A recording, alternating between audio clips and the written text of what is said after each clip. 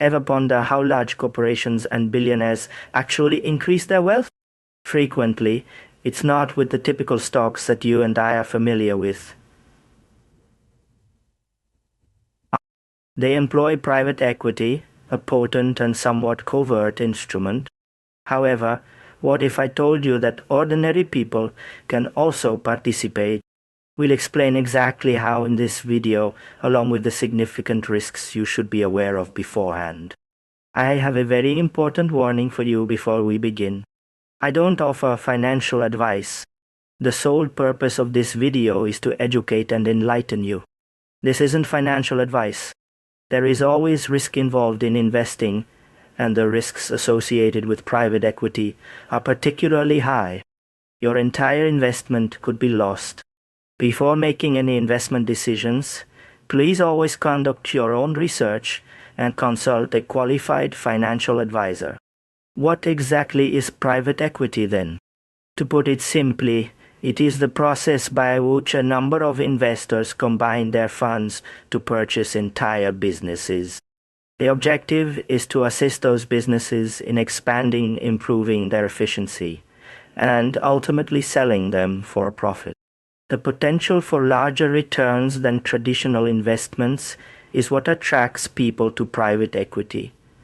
But there are also significantly greater risks involved, which we will discuss shortly. So, what is the real process for investing in private equity? There are three primary methods.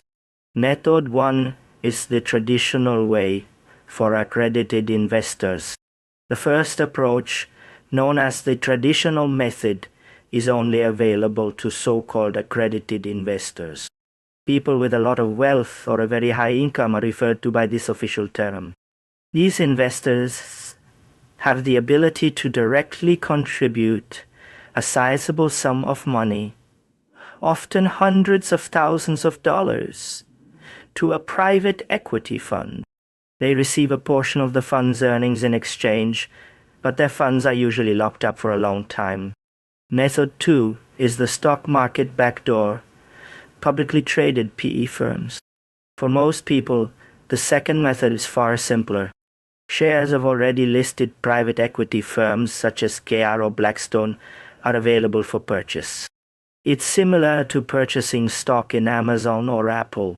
This allows you to benefit from private equity and own a small portion of those large companies without having to be extremely wealthy or keep your money locked away for years. Method 3 is the diversified approach, ETFs and BDCs. The third method is the most straightforward and varied. Investing in ETFs or BDCs is an alternative to selecting a single company. These resemble baskets that contain stock in numerous private equity firms or loans they provide. This is as simple as purchasing a single stock through your typical brokerage account, spreads out your risk, and requires less initial capital. Since private equity is extremely risky for your money, we must now discuss the risks. You can keep your money locked away for 10 years or longer. You risk losing all of your money and the fees are extremely high. This is not a secure investment, and it's critical to realize that the significant benefits we discussed are accompanied by even greater risks. Previously reserved for the wealthy, private equity is now accessible to the general public. But keep in mind that this is a risky and complicated investment. Not everyone is a good fit for it. Before making any financial decisions, always conduct your own research, comprehend the risks, and think about consulting a financial advisor. For more straightforward personal finance advice, please like and subscribe to Monetive if this video was useful. What other investing-related topics would you like me to cover next? Let me know in the comments.